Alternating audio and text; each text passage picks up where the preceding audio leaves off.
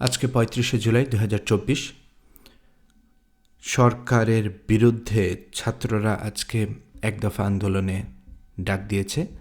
আজ থেকে এক দফা আন্দোলন শুরু হবে। পাশাপাশি ছাত্রলীগ, আওয়ামী লীগের পেশাজীবী সংগঠনের লোকজন তার প্রতিবাদেও মাঠে নামবে, পুলিশ বাহিনীর সাথে, আর্মির সাথে।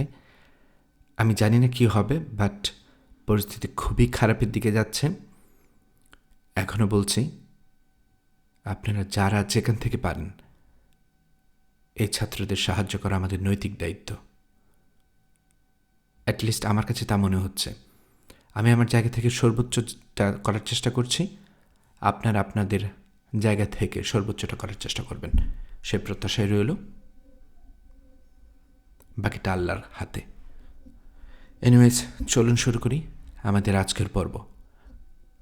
আজকে শুরু করতে যাচ্ছি হেনরি রাইডার হ্যাগার্ডের লেখা গল্প মর্নিং স্টার এর ৪র্থ পর্ব।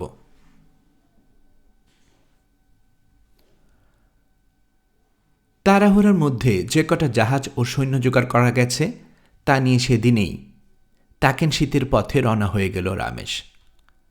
সেখানকার সীমান্ত দুর্গে অপেক্ষা করল সে বাকি সৈন্য রসদ, নিহত আমাথেলের মমি করা দেহ ও অন্যান্য জিনিসের জন্য। এসব পৌঁছানোর পর একটুও দেরি না করে তার বাহিনী সহ শুরু করল দক্ষিণের পথে দীর্ঘযাত্রা।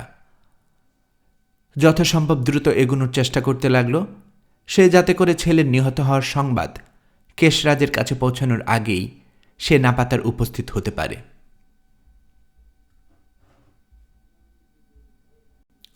তুয়ার সঙ্গে আর কোনো কথা হয়নি ওর।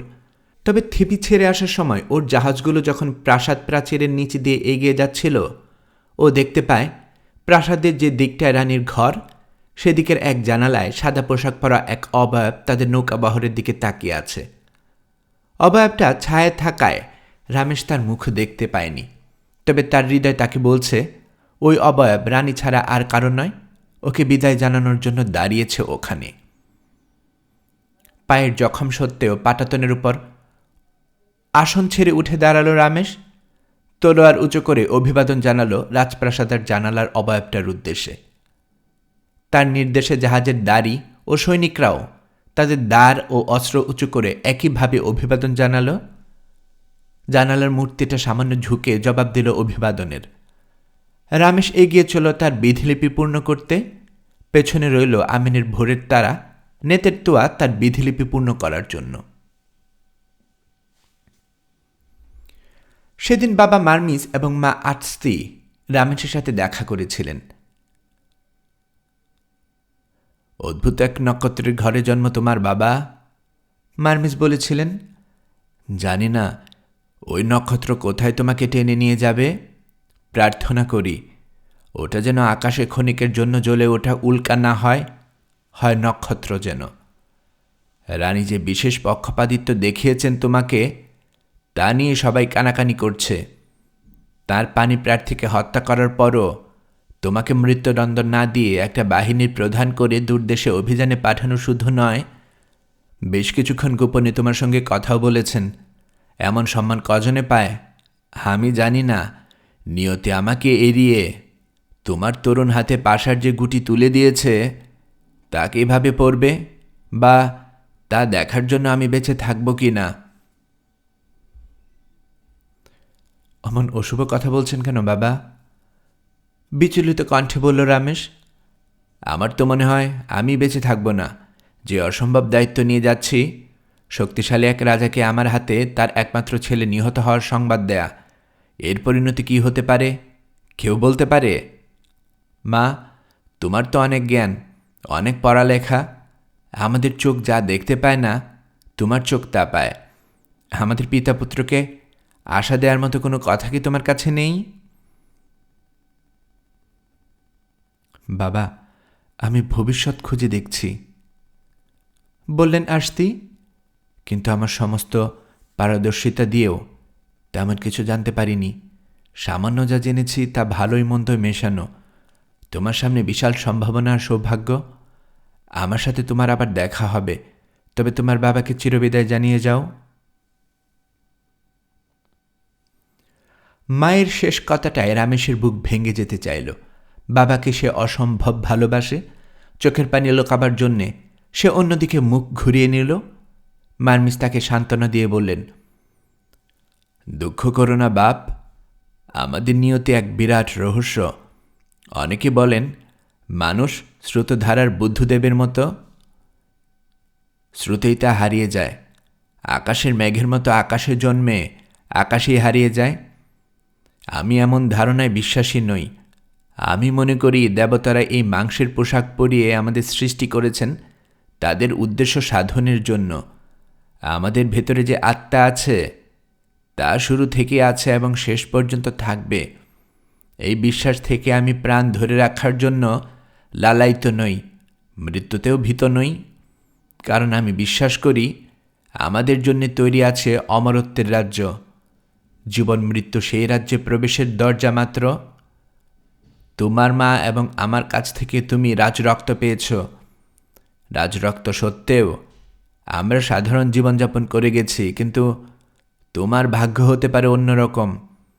তুমি এগিয়ে যাও অর্পিত দায়িত্ব পালনের জন্য তোমার সৌভাগ্যের পথে, আর আমি আমার ভাগ্য নিয়ে চলে যাব আমার সমাধিতে। তোমার বিজয়, তোমার ক্ষমতায় আরোহণ দেখে যাওয়ার ভাগ্য আমার হবে না। তোমার বিজয়ী পদভারে আমার ঘুমও ভাঙবে না। তবুও রামেশ, মনে রেখো, বিজয়ের বেশে ফিরে এসে সোনার গালিচার উপর দিয়েও যদি হাঁটো আর সব সময় শত্রু তোমার সামনে নত মুখ থাকে, যদি ভালোবাসা তোমার চিরসাথী বা মাথার মুকুট হয়, তোষামুদ মন্দিরে ধূপের ধোঁয়ার মতো তোমার চারপাশে সুগন্ধ বিলাতে থাকে, তবুও তোমাকে অন্ধকারাচ্ছন্ন সমাধিগৃহের পথে যেতে হবে। বিচারের মুখোমুখি হতে হবে। বড় হও যদি পারো, তবে বড় হওয়ার পাশাপাশি ভালো হতে হবে। তোমার শক্তি আছে বলেই অপছন্দের লোককে হত্যা করো না। অসহায় আর সহজেই কেনা যায় বলে কোনো নারীর অসম্মান করো না। মনে রেখো, যেদিন দুনিয়ায় মানুষের কাজকর্মের হিসেব নেওয়া হবে, সেদিন রাস্তায় খেলা করে বেড়ানো ভিক্ষুক শিশুর ভাগ্য তোমার চেয়ে বেশি ভালো বলে প্রমাণিত হতে পারে। রামেশ, বাপ আমার, রওনা হয়ে যাও। আমার আশীর্বাদ থাকছে তোমার জন্য। এমন আচরণ করো যাতে যিনি আমাদের সবাইকে এই রূপ দিয়ে পৃথিবীতে পাঠিয়েছেন তার আশীর্বাদও থাকে তোমার সঙ্গে। বিদায়। রামেশকে টেনে নিয়ে কপালে চুমু খেলেন মার্মিস, তারপর বেরিয়ে গেলেন ঘর ছেড়ে। এরপর আর কখনো দেখা হয়নি দুজনের। তবে আসতে আরও কিছুক্ষণ থাকলেন। রামেশের চোখের দিকে তাকিয়ে বললেন, শোক করো না, পিতাপুত্রের এমন বিচ্ছেদ নতুন নয়, মৃত্যুও নতুন নয়। লক্ষ লক্ষ বছর ধরে পৃথিবীর মানুষ এসব দুঃখ সুখ ভোগ করে আসছে, সামনেও লক্ষ লক্ষ বছর ভোগ করবে। সামনের দিনগুলো ভালো হলে তা পুরোপুরি উপভোগ করো, দিন খারাপ হলে ধৈর্য ধরে থেকো। পাপ ছাড়া অন্য কোনো কিছুর জন্যে অনুশোচনা করো না, কোনো কিছুকে ভয় করো না, কোনো কিছু আশা করো না, কারণ সব কিছুই নির্ধারিত হয়ে আছে, কোনো কিছুই তা থেকে বদলাবে না। বুঝেছি, শান্ত কণ্ঠে বলল রামেশ। তোমাদের একটা কথাও ভুলব না, এই বিশ্বাস রেখো, আমি সফল হই আর ব্যর্থ হই, আমার জন্য তোমাদের লজ্জায় পড়তে হবে না। চলে যেতে গিয়েও আবার দাঁড়িয়ে পড়ল ওর মা। তোমার জন্য একটা উপহার আছে আমার কাছে, যে দিয়েছে তার নাম বলা যাবে না। কই, দাও, ব্যাকুল কণ্ঠে বলল রামেশ। আমার ভয় হচ্ছিল সব বোধহয় স্বপ্ন। ও, বললে আসতি, তাহলে স্বপ্ন একটা আছে। কখন দেখলে? কাল রাতে যখন আমার পালিত কন্যা আমিনের কন্যা তোমাকে গোপন কথা বলছিল সে সময়। উপহারটা দাও তো মা, হাত বাড়িয়ে দিয়ে বলল রামেশ। মুচকি হেসে বুকের কাছে পোশাকের ভেতর হাত ঢুকিয়ে লিলেনে মোড়া একটা কিছু বের করে আনলেন আসতি। ওটার সঙ্গে আটকানো রাজকীয় মোহরটা কপালে ছুঁয়ে তুলে দিলেন রামেশের হাতে। মোহর ভেঙে লিলেনের মোড়ক খুলে রামেশ দেখল একটা আংটি, সোনায় তৈরি আংটির উপর খোদাই করা সূর্যের প্রতীক, যার দুপাশে নতজানু হয়ে আছে এক নারী এবং এক পুরুষ। তাদের মাথায় মিশরের জোড়া মুকুট আর তার হাতে জীবনের প্রতীক চিহ্ন, বাড়িয়ে ধরা সূর্যের দিকে। আংটিটা ঠোঁটে চেপে ধরল রামেশ। আসতে তাকে জিজ্ঞেস করলেন, অনেক অনেক বছর আগে কে এই আংটি পরতেন জানো? মাথা নাড়ল রামেশ। ওর শুধু এতটুকুই মনে পড়ে, তুয়া পরত এই আংটি। তোমার এবং আমার পূর্বপুরুষের আংটি এটা রামেশ। তিনি ছিলেন আমাদের বংশের শেষ শাসক। মিশর ছাড়াও কেশ রাজ্য ছিল তার শাসনাধীন। কয়েকদিন আগে মমিকাররা তার দেহ নতুন করে বস্ত্রে আবৃত করেছেন। তোমার বাবা এবং আমি ছাড়াও রাজকুমারী উপস্থিত ছিল সেখানে। মমিদেহের হাতে দেখে আংটিটা খুলে নিয়ে তোমার বাবাকে দিতে চেয়েছিল তোয়া, কিন্তু রাজ অঙ্গুরি বুঝতে পেরে মার্মিস ওটা নেয়নি। তখন তোয়া নিজের আঙ্গুলে আংটিটা পরে নিয়েছিল। এখন পাঠিয়েছে তোমার কাছে। হয়তো তুমি কেশ যাচ্ছ বলেই সেখানকার কর্তৃত্বের নিদর্শন হিসেবে আংটিটা তোমাকে দিয়েছে। এই চিহ্ন কেশ রাজ্যে খুবই পরিচিত। ধন্যবাদ রানীকে, বিড়বিড় করে বলল রামেশ। আমি সবসময় ওটা পরে থাকব। সীমান্ত পেরিয়ে যাওয়ার আগ পর্যন্ত বুকে পোশাকের নিচেই পরো, নইলে কেউ হয়তো ওটা দেখে এমন কিছু জিজ্ঞেস করে বসবে যার জবাব দেওয়া কঠিন হবে তোমার জন্য। একটু থেমে আসতে আবার বললেন, তুমি আমাদের এই রানীকে ভালোবাসার দুঃসাহস করেছ। হ্যাঁ মা, তুমি তো সবই জানো, এটা জানতে না? আর এর দোষ তোমারও। তুমি আমাদের দুজনকে একসাথে বড় করেছ। না বাপ, দোষ দেবতাদের, যারা এভাবে তোমাদের বিধিলিপি তৈরি করেছেন। কিন্তু ও কি তোমাকে ভালোবাসে? তুমি তো সবসময় ওর পাশাপাশি থাকো। দরকার হলে নিজে ওকে জিজ্ঞেস করো। অন্তত ও ওর আংটি পাঠিয়েছে আমাকে। ও মা, ওকে তুমি দেখে রেখো, দিনরাত চোখে চোখে রেখো। ওর যদি কিছু হয় মা, আমি বাঁচব না। মা, সাধারণ নারীরা ইচ্ছামতো বিয়ে করতে পারলেও রানীরা তা পারে না।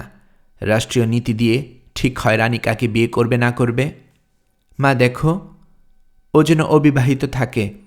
সিংহাসনও যদি বিসর্জন দিতে হয়, তবু যেন অপছন্দের কাউকে বিয়ে করতে না হয়। এরকম পরীক্ষার মধ্যে যদি ওকে পড়তে হয়, যদি দেখো ও বিভ্রান্ত হচ্ছে, দেবতারা ওকে ছেড়ে যাচ্ছে, ওকে শক্তি জুগিও। তোমার সব জাদুর ক্ষমতা দিয়ে ওকে রক্ষা করো।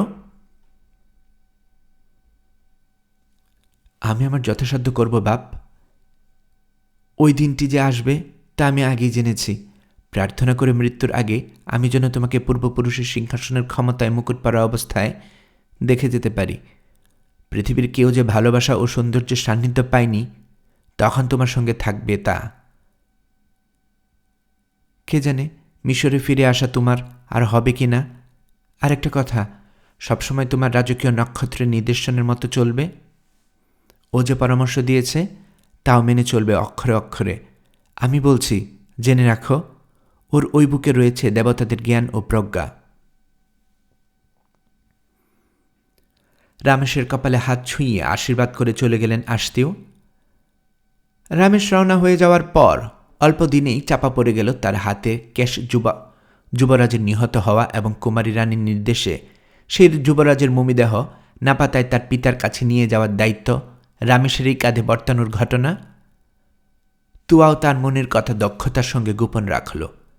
সেই রাতে নাপাতা অভিযানের জন্য নিয়োগ করা তরুণ সেনাপতির সঙ্গে তার সাক্ষাতের কথা কেউ জানতে পারেনি। তাছাড়া নাপাতা এত দূরের পথ যে সেখানে পাঠানো সেনাদলের ফিরে আসতে, যদি তারা ফিরতে পারে, অন্তত 2 বছর লেগে যাবে। কেউ কেউ বলাবলি করল, ওই সৈন্যদের কেউ যদি ফিরে আসে তবে তাদের মধ্যে রামেশ অবশ্যই থাকবে। কেউ কেউ এমনও কানা ঘোষা করল, শিগগিরই ওরা সীমান্ত অতিক্রম করার পরপরই রামেশকে হত্যা করে সৈন্যরা শান্তি প্রস্তাবের অংশ হিসেবে তার লাশ নিয়ে যাবে নাপাতায়। সেরকমই নির্দেশ আছে তাদের উপর। তবে রানীর প্রজ্ঞার প্রশংসা করল সবাই। যে কৌশলে সে সামান্যতম কেলেঙ্কারি ঘটতে না দিয়ে নিজের দুধ ভাইয়ের রক্তে হাত রাঙানো থেকে নিজেকে রক্ষা করেছে, তাকে এক অনন্য নজির হিসেবে গণ্য করা হতে লাগল। বলা হলো, সঙ্গে সঙ্গে রামেশকে হত্যা করার নির্দেশ দিলে সবাই এমন ধারণা করত যে তার দেহের রাজরক্ত আছে বলেই ভবিষ্যতে সিংহাসনের দাবিদার হয়ে উঠতে পারে। এই আশঙ্কায় তাকে শেষ করে দেওয়া হলো। এদিকে আরও বড় এক প্রশ্ন ঘুরছে মানুষের মুখে মুখে। ফারাও মারা যাবেন এবং রূপসী তরুণী নেতেত্তুয়াই একক অধিকারী হবে সিংহাসনের। তা যদি হয় তাহলে কি হবে? বিগত 1000 বছরে কোনো নারী মিশরের সিংহাসনে বসেনি। তার আগে যারা বসেছে তাদের মধ্যে অবিবাহিত একজনও ছিল না। সুতরাং প্রজারা মনে করতে লাগল যত শীঘ্রই সম্ভব তার জন্য একজন স্বামী খুঁজে বের করা দরকার। কিন্তু ফারাও মারা গেল না, বরং খুব ধীরে ধীরে হলেও তিনি সুস্থ হয়ে উঠতে লাগলেন। প্রায় 3 মাস শিশুর মতো শুয়ে থাকলেন তিনি। এই পুরোটা সময় মেতে রইলেন শিশুর মতোই তুচ্ছ বিষয় আশয় আর খেলাধুলা নিয়ে।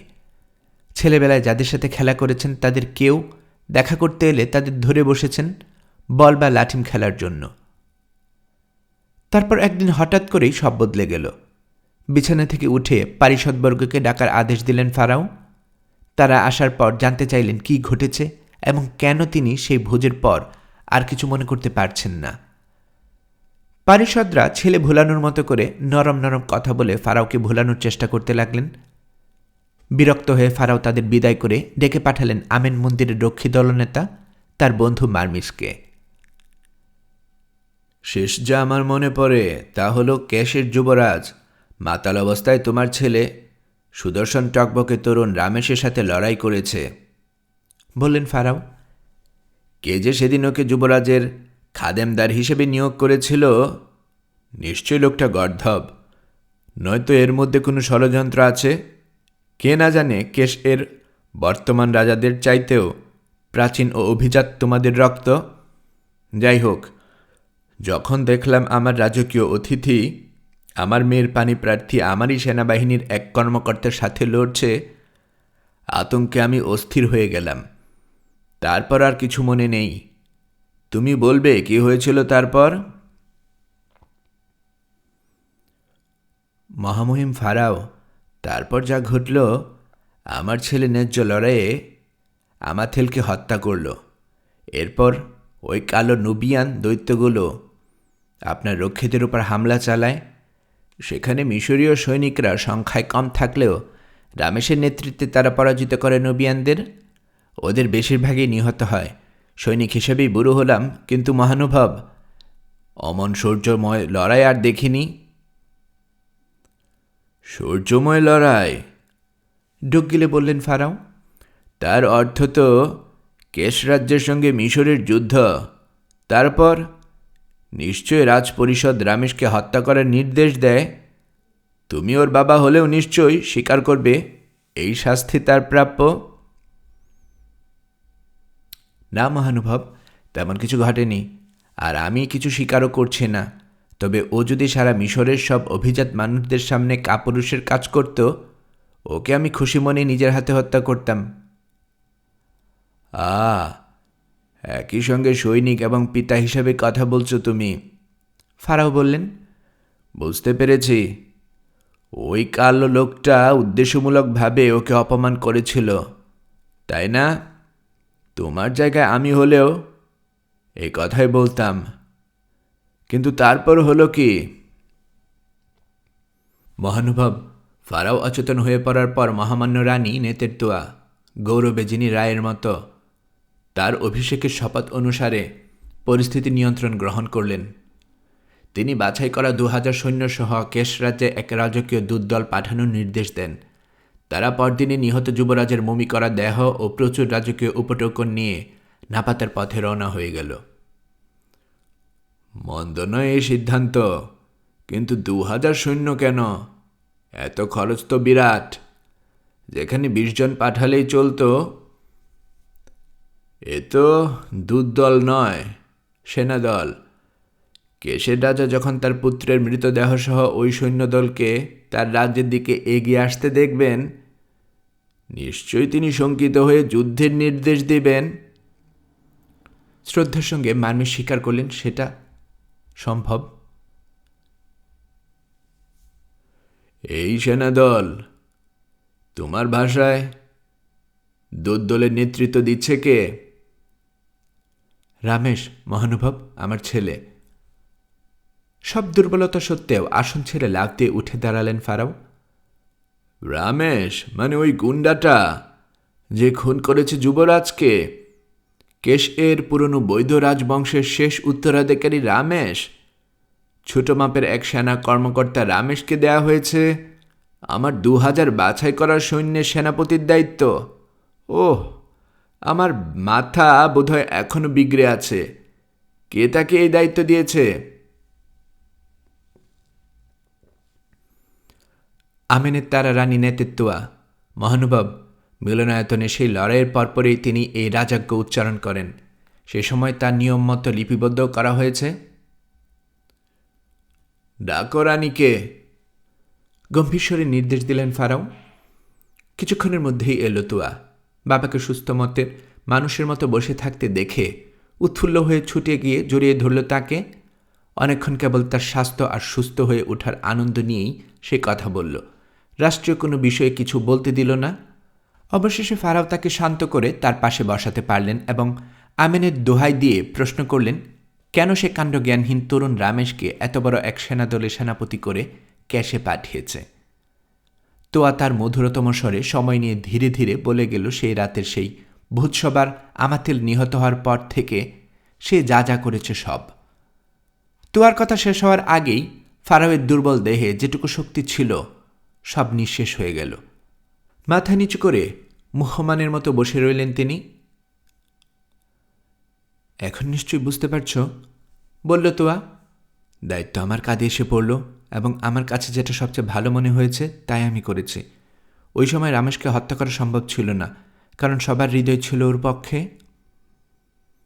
কিন্তু কিন্তু মা, তুমি তো ওকে নির্বাসনে পাঠাতে পারতে। বাবা, তাই কি আমি করিনি?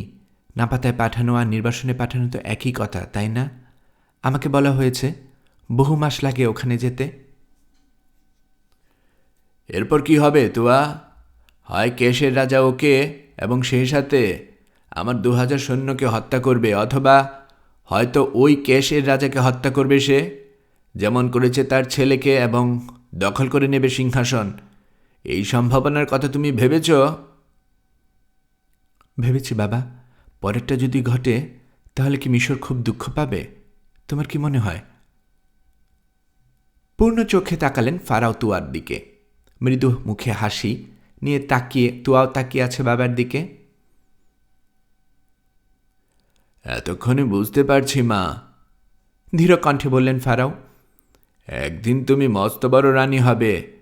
নারী নির্বুদ্ধিতার খাপের মধ্যে আমি দুর্দান্ত রাষ্ট্রনায়কের তরবারি দেখতে পাচ্ছি। কেবল একটা কথা মা, এই তরবারি নিয়ে বেশি জোরে ছোট না, নইলে এর উপরে পড়ে নিজেই টুকরো করে ফেলবে তুমি নিজেকে। এ ধরনের কথা আগে আশতির কাছেও শুনেছে তুয়া। বাবার কথার জবাব না দিয়ে মৃদু হাসল কেবল ও। রাজ টেনে রাখার জন্য একজন স্বামী দরকার তোমার, বলে চললেন ফারাও। এমন একজন বড় মাপের মানুষ যাকে তুমি ভালোবাসতে এবং শ্রদ্ধা করতে পারো। তেমন একটা মানুষ খুঁজে আনো বাবা, খুশি মনে আমি বিয়ে করব, মধুর স্বরে বললেন তুয়া। সুতরাং আরেকটু শক্তি ফিরে পেয়ে ফারাও আবার মিশরের রানীর জন্য যোগ্য একজন বর খোঁজা শুরু করলেন। আগের মতোই পানে প্রার্থীরা নিজে অথবা দূত মারফত প্রস্তাব পাঠাতে লাগলেন। আগের মতোই প্রত্যেকের মধ্যে কিছু না কিছু খুঁত আবিষ্কার করলেন তুয়া। শেষে লোকজন বলাবলি করতে লাগল, কোনো মানুষকে যখন পছন্দ নয়, নিশ্চয়ই কোনো দেবতার সাথে তার বিয়ে নির্ধারিত হয়ে আছে। এই কথা যখন তুয়ার কানে গেল, সে মৃদু হেসে বলল, ওর জন্য নির্ধারিত আছে এক রাজকীয় প্রেমিক, যার কথা আমিন স্বপ্নে তার মাকে বলে গেছেন। কোনো দেবতা নয়, দেবতার পছন্দ করা প্রেমিক, যাকে দেখা মাত্র সে চিনতে পারবে। কয়েক মাস চলে গেল। তুয়ার এই খেলায় ক্লান্ত হয়ে ফারাও তার পারিষদগণের পরামর্শ চাইলেন। তাঁরা বুদ্ধি দিলেন তিনি মেয়েকে নিয়ে মিশরের বড় বড় সব নগরী ভ্রমণ করতে পারেন। এতে তার স্বাস্থ্যেরও উন্নতি হতে পারে, আর ভাগ্য ভালো হলে রানী নেতৃত্বা রাজ রক্ত শরীরে আছে এমন কারো দেখা পেয়ে তার প্রেমে পড়ে যেতে পারে। এর মধ্যে তাদের কাছে একটা স্পষ্ট হয়ে গেছে যে প্রেমে না পড়লে সে বিয়ে করবে না। সেই রাতেই ফারাও তার মেয়েকে জিজ্ঞেস করলেন এই ধরনের ভ্রমণে যেতে তার আপত্তি আছে কি না। তোয়া বলল, আপত্তির তো প্রশ্নই আসে না, বরং সে খুবই খুশি হবে ভ্রমণে যেতে পারলে, কারণ সে থিবিতে থাকতে থাকতে ক্লান্ত হয়ে পড়েছে।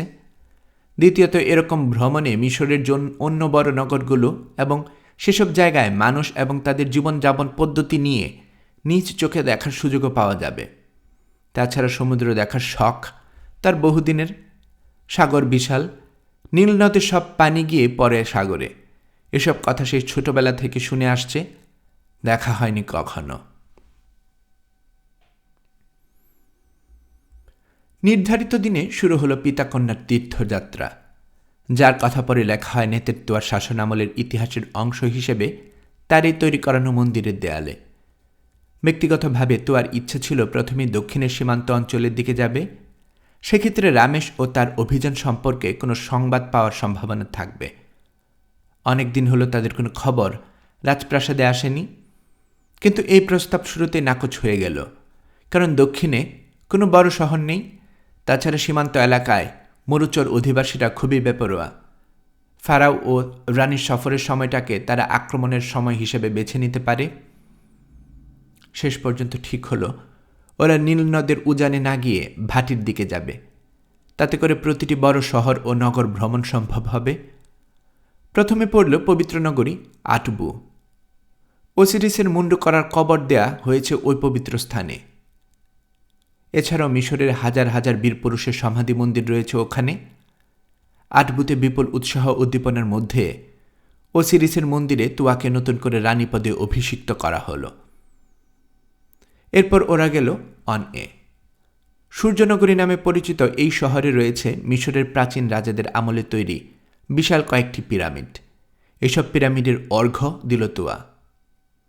হাজার হাজার বছর আগে যে ফারাও মারা গেছেন, যাদের কীর্তির কথা এ যুগের মানুষ ভুলে গেছে, তাদের মমি করা দেহ দেখবার জন্য প্রতিটি পিরামিডে ঢুকল নেতের তোয়া। ফারাও অবশ্য ঢুকলেন না, কারণ পিরামিডের ভেতরের পথ এত তির্যক ঢালো নেমে গেছে যে ওই পথে হাঁটা তার দুর্বল শরীরে সম্ভব নয়। পরে তোয়া আস্তিকে নিয়ে মরু অঞ্চলে আরব সর্দারদের সঙ্গে উটে চড়ে রাতে চাঁদের আলোয় সেগুলোর চারপাশে চক্কর দিয়ে দেখল। আশা করছিল এ সময় কোনো মৃত রাজার প্রেতাত্মার সাক্ষাৎ পাবে, কিন্তু কোনো প্রেতাত্মার দেখা সে পেল না। আস্তিকে অনুরোধ করল তার ক্ষমতা কাজে লাগিয়ে যেন ডাকেন কোনো প্রেতাত্মাকে। রাজি হলেন না আস্তি, বললেন, যেমন আছো তেমন থাকতে দাও ওদের। খামোকা ঘুম ভাঙালে আমেন যেমন রেগে গিয়েছিল, তেমনি এরাও রেগে যেতে পারেন। তাছাড়া ওরা এমন কিছু বলে বসতে পারেন যা মহামান্য রানীর পছন্দ হবে না। ওরা যে বিশাল কীর্তি গড়ে রেখে গেছেন, দুচুক ভরে শুধু দেখো তা। এগুলোকে তুমি বিশাল কীর্তি বলছো? গলায় ব্যঙ্গের সুর ফুটিয়ে তুলে প্রশ্ন করল তোয়া। আস্তি অনুরোধ না রাখায় ও যে রেগে গেছে তা ওর কণ্ঠস্বরেই বোঝা গেল। পাথরের স্তূপ ছাড়া আর কি এগুলো? হাজার হাজার মানুষকে খাটিয়ে নিজেদের দম্ভ প্রকাশের চেষ্টা। যারা এগুলো তৈরি করেছে তাদের কাহিনী কতটুকু টিকে আছে? কিছু কিংবদন্তি ছাড়া আর কিছুই নেই। আমি যদি বেঁচে থাকি তাহলে দেখো, এর চেয়ে বড় সৌধ আমি তৈরি করাবো। মহাকালের মৃত্যুদিন পর্যন্ত ইতিহাস আমার কথা বলবে। দেবতারা চাইলে তা হয়তো তুমি করাবে নেতের তোয়া, তবে আমি মনে করি প্রাচীন পাথরের এই স্তূপগুলোও ইতিহাসে টিকে থাকবে। পরদিন ফারাও এবং তার কন্যা আনুষ্ঠানিকভাবে শ্বেত প্রাচীরে ঘেরা মেম্বিস নগরীতে প্রবেশ করলেন। ফারাওয়ের সৎ ভাই নগরের শাসক কুমার আবি রাজকীয় আনুষ্ঠানিকতায় তাদের স্বাগত জানাল। সেই যে তোয়ার জন্মের আগে আবি থিবিতে গিয়ে তাকে মিশরের সিংহাসনের উত্তরাধিকারী ঘোষণার দাবি জানিয়েছিল, তারপর এই প্রথম দেখা দুই ভাইয়ের। অন্য সব অভিজাত জমিদার ও রাজপুরুষদের সঙ্গে আবিকেও নেতের তোয়ার অভিষেক অনুষ্ঠানে আমন্ত্রণ জানানো হয়েছিল, কিন্তু শেষ মুহূর্তে আবি বার্তা পাঠিয়ে জানায় সে অসুস্থ, তাই অভিষেক অনুষ্ঠানে উপস্থিত থাকতে পারবে না।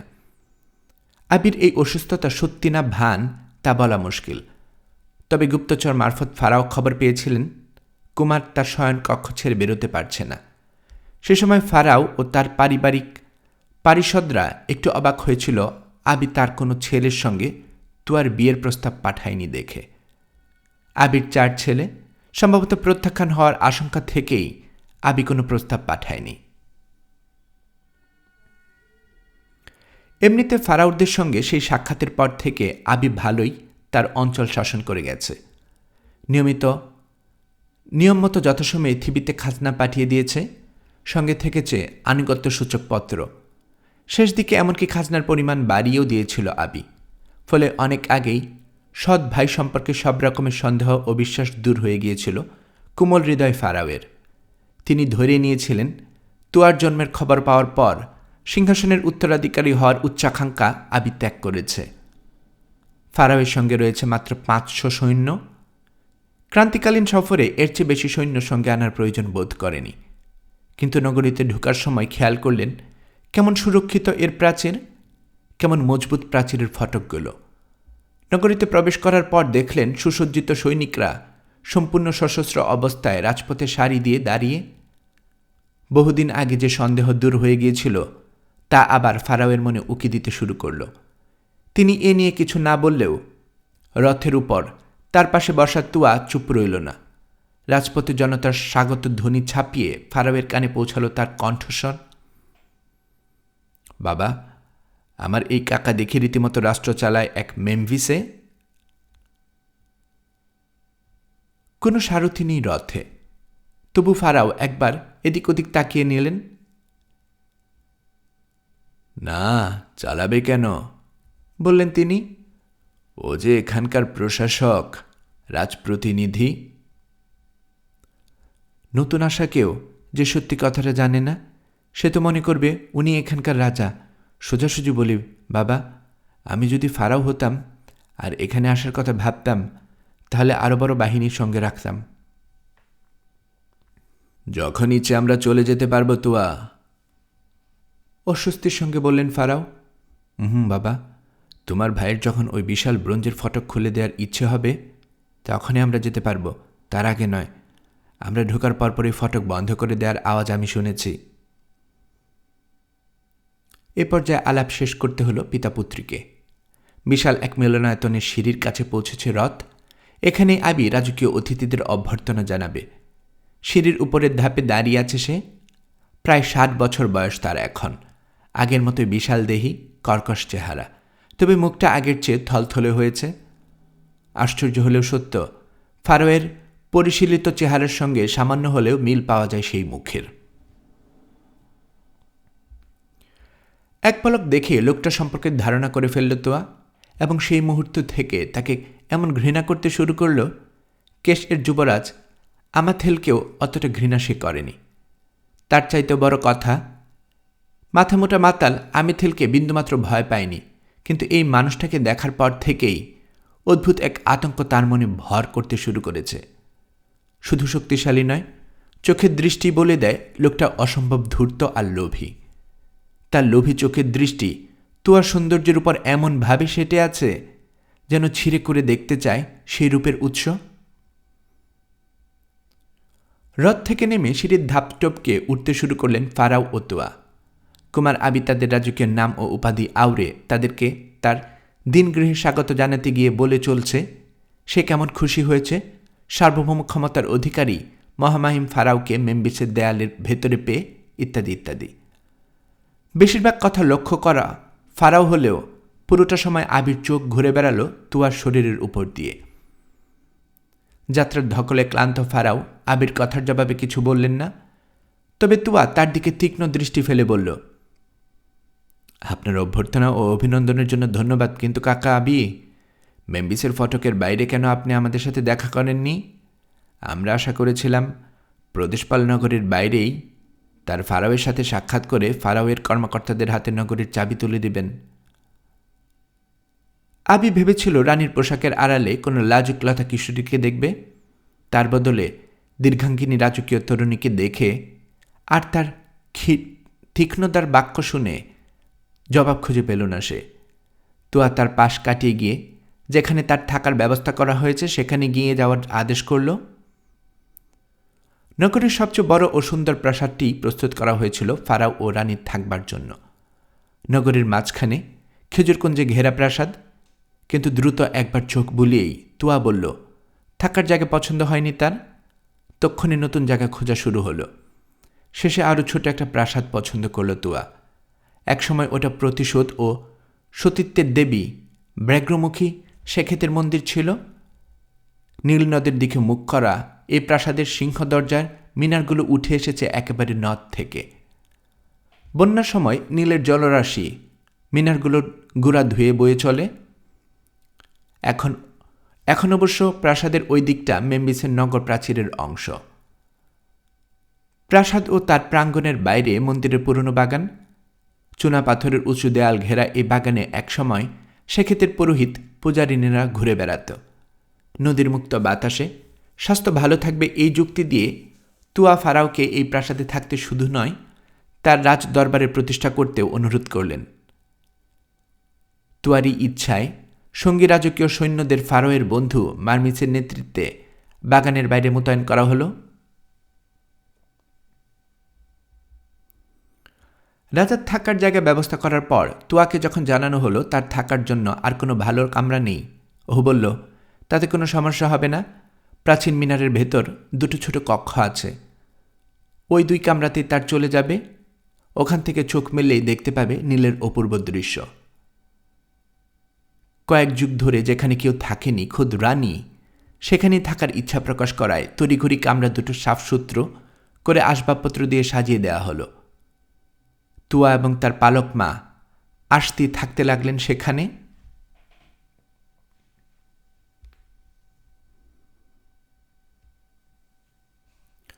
ফারাও আর তুয়া তাদের পারিষদদের নিয়ে নির্বিঘ্নে কাটিয়ে দিল রাতটা। পরদিন শুরু হলো উৎসব। এমন উৎসবের কথা মিশরের ইতিহাসে আর লেখা হয়নি বললেই চলে।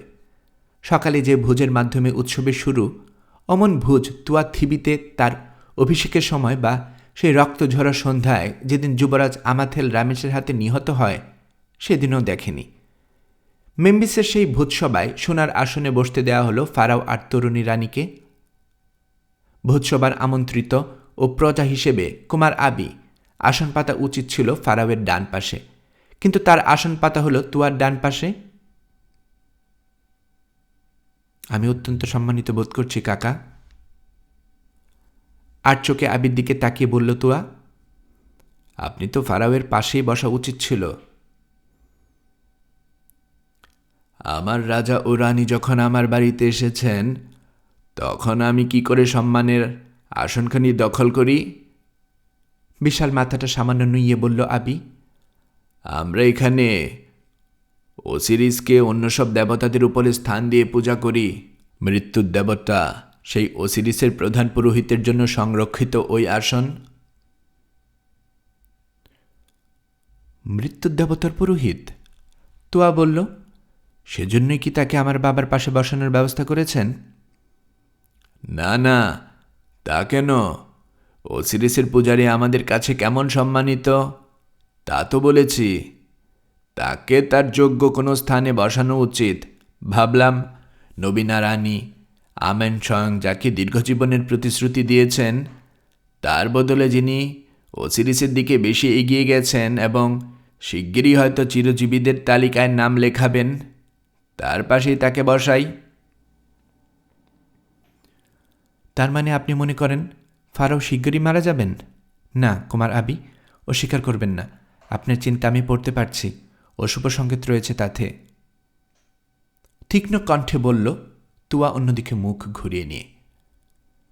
একটু পরে সে খেয়াল করল আবির পিছনে তার ব্যক্তিগত কর্মকর্তাদের মধ্যে পালিত কেশ এক প্রৌঢ়, পরনে তার ঢোলা আলখাল্লা, মাথায় জ্যোতিষীর টুপি।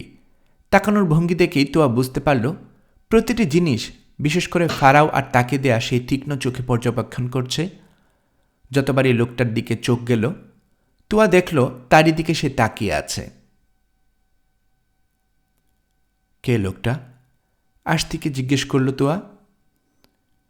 বিখ্যাত জ্যোতিষী কাকু, মহামান্য রানী, আপনার জন্মের আগে আবি যখন থিবিতে গিয়েছিল সে সময় প্রথম ওকে আমি দেখি, পরে ওর সম্পর্কে বলবো, এখন শুধু দেখে রাখুন। সুতরাং তুয়াও পর্যবেক্ষণ করল কাকুকে। শিগগিরই সে আবিষ্কার করল সে আর ফারাও যা যা করছেন, কি খাচ্ছেন, কাদের সঙ্গে কথা বলছেন, সব দেখছে কাকু। শোনার চেষ্টা করছে প্রতিটা কথা, বিশেষ করে তাদের মুখ থেকে ওসিরিস সম্পর্কে কোনো কথা বের হওয়া মাত্র তা লিখে নিচ্ছে। নিঃসন্দেহে পরে হিসাব নিকাশ করে এসব কথা ভেবে ভেতর থেকে ভবিষ্যৎ সংকেত খুঁজে বের করার চেষ্টা করবে সে। ফারাওয়ের সফর সঙ্গী হিসেবে যে রমণীরা এসেছে তাদের একজনের নাম মেরিত্রা। বহু বছর আগে যে থিবিতে আবির জাহাজ থেকে পালিয়ে গিয়েছিল। এখন মাঝবয়সী নারী, তবে দেখতে আগের মতোই সুন্দর। ফারাওয়ের ব্যক্তিগত দাসীদের একজন। তুয়া তাকে পছন্দ করে না, তবে ফারাও তার বুদ্ধিমত্তা ও মজার মজার কথাবার্তার জন্য তাকে বিশেষ স্নেহ করেন। তার জন্য সম্পদ ও সম্মানের ব্যবস্থা করে দিয়েছেন তিনি। এই মুহূর্তে ফারাওয়ের পেছনে দাঁড়িয়ে চামর দোলাচ্ছে মেরিত্রা। হঠাৎ করে তার আচরণ নজর করল তুয়ার। মেরিত্রা বারবার জ্যোতিষী কাকুর দিকে তাকাচ্ছে। একটু পরেই কাকু খেয়াল করল মেরিত্রাকে। পুরনো বন্ধুর সাথে দেখা হয়ে যাওয়ার মতো হাসিতে উদ্ভাসিত হয়ে উঠল তার মুখ। কিছুক্ষণ পর অন্য এক দাসীর চামর দোলানোর পালা আসতেই মেরিত্রা আস্তে আস্তে গিয়ে দাঁড়ালো কাকুর পাশে। বিরাট চামরের আড়াল থেকে দ্রুত কিছু একটা বলল সে জ্যোতিষীকে। সম্মতির ভঙ্গিতে মাথা ঝাঁকালো কাকু। এরপরে দুজন আবার আলাদা হয়ে গেল। ডিমে তেতালা ছন্দে এগিয়ে চলল ভূতসভা। অবশেষে দরজাগুলো খুলে গেল। দাসরা একটা মমি নিয়ে এসে মিলনায়তনের মাঝামাঝি জায়গায় দাঁড় করিয়ে দিল। সেই মমির পাশ থেকে চিৎকার শোনা গেল একজনের, ধরনীর মাটিতে যারা উঁচু আসনে আসীন তারা পান করুন এবং প্রফুল্ল হন। কেউ তো জানে না কে কখন এমন অবস্থায় পৌঁছবেন। উৎসবের মাঝে এরকম মমি নিয়ে এসে মৃত্যুর কথা স্মরণ করিয়ে দেয়া খুবই প্রাচীন রীতি। তবে সাধারণ মানুষের অপব্যবহারের বিষয়টা বেশিরভাগ মানুষ ভুল করে গেছে। তোয়াও আগে কখনো এমন কিছু দেখেনি। মমির গায়ে রাজকীয় পোশাক এবং প্রতীক দেখে কৌতূহলী হয়ে সে জিজ্ঞেস করল, মৃত এক রাজাকে কেন তার সমাধি কক্ষ থেকে তুলে আনা হয়েছে? এটা কোনো রাজা নয়, মহামান্য রানী, আবি জবাব দিল। সাধারণ কোনো মানুষের কঙ্কাল, কাঠও হতে পারে, আমি ঠিক জানি না। তার উপর কাপড় পেঁচিয়ে রাজকীয় পোশাক পরিয়ে আনা হয়েছে। হাতে ধরিয়ে দেওয়া হয়েছে রাজদণ্ড। আমাদের প্রধান অতিথি মহানুভব ফারাওয়ের সম্মানে এটা করা হয়েছে। ভ্রুকুচকে উঠল তোয়ার। আবির ব্যাখ্যা কানে গেছে ফারাওয়েরও।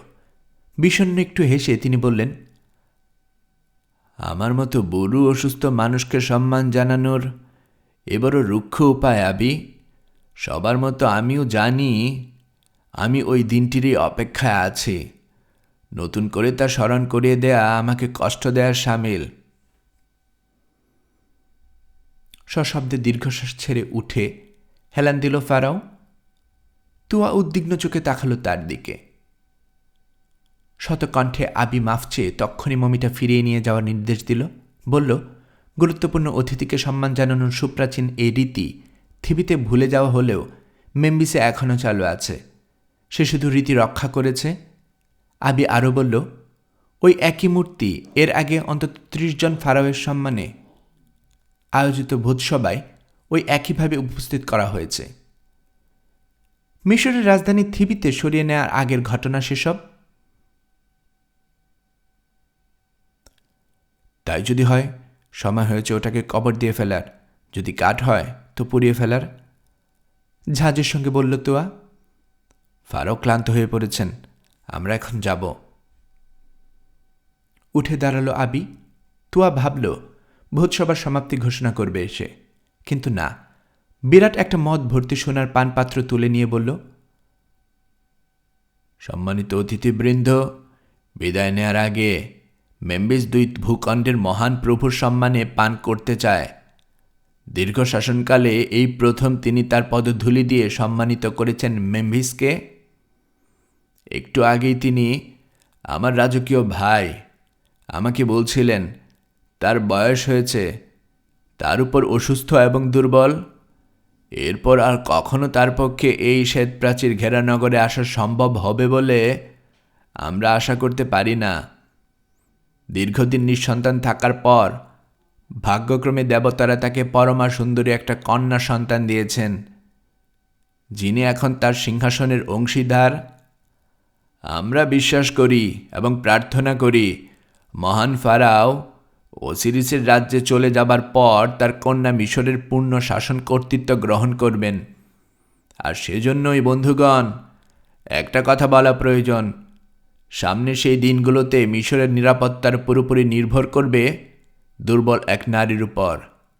আর তাই এখানে আমি পান করাতে চাই এই আশায় যে আমিনের ভোরের তারা, সৌন্দর্যের দেবী, হাতুড়ের মতো রানী নেতেরতুয়া, যিনি এ পর্যন্ত বহু পানি প্রার্থীকে প্রত্যাখ্যান করেছেন, তিনি আমাদের মাঝ থেকে বিদায় নেয়ার আগে মিশরকে শক্তিশালী করার জন্য রাজরক্তধারী শাসন কাজে দক্ষ কাউকে স্বামী হিসাবে গ্রহণ করবেন।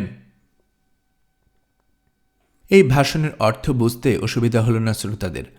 তাদের আগে শিখিয়ে পড়ে রেখেছিল আবি। উচ্ছ্বাসের সঙ্গে উঠে দাঁড়িয়ে উৎফুল্ল কণ্ঠে চিৎকার করে উঠল তারা, হ্যাঁ হ্যাঁ, সেরকমই একজনকে আমরা চিনি। ও মহামহিম রানী, আমিনের কন্যা, তাকে গ্রহণ করুন এবং চিরদিন শাসন করুন।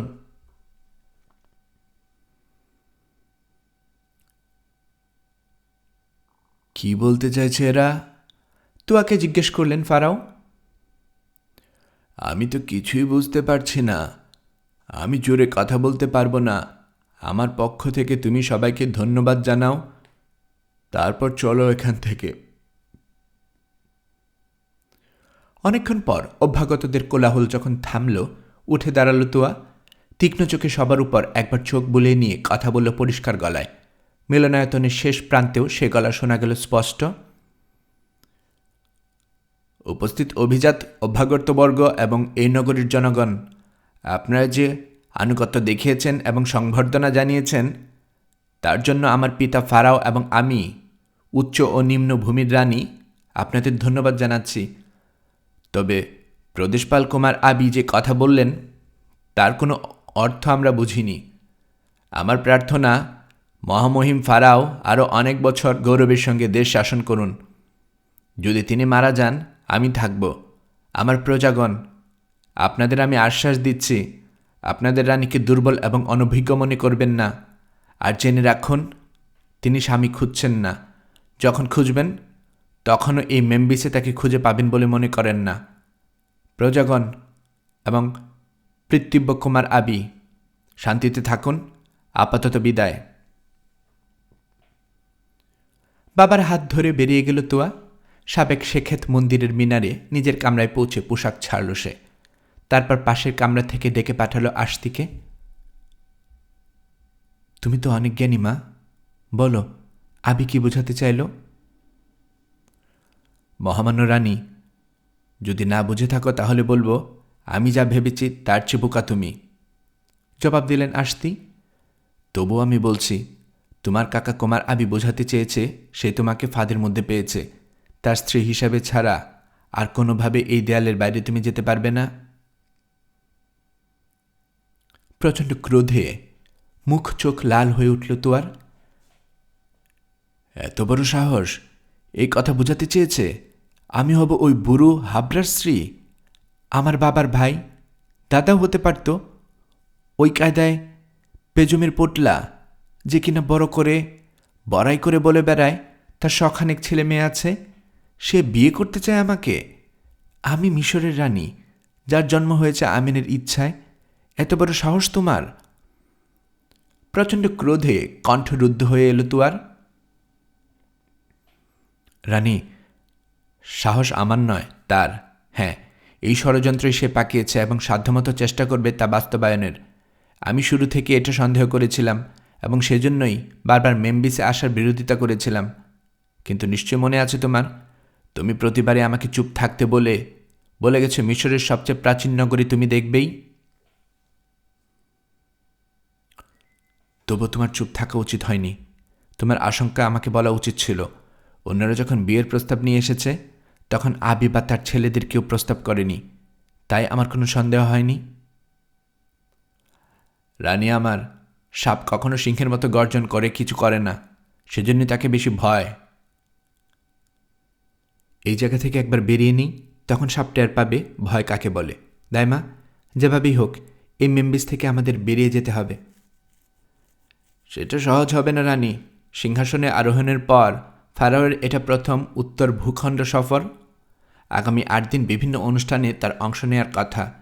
নির্ধারিত এসব অনুষ্ঠানে উপস্থিত না হয়ে ফারাও যদি চলে যান, এখানকার মানুষ তাকে অসন্তুষ্ট হতে পারে। হোক অসন্তুষ্ট, ফারাও তার কোনো কাজের ব্যাখ্যা দিতে বাধ্য নন। তেমনই বলা হয় বটে, কিন্তু রানী, তুমি কি মনে করো ফারাও তার এবং তার মুকুটের ঝুঁকি নিয়ে দেশে গৃহযুদ্ধ ডেকে আনবেন?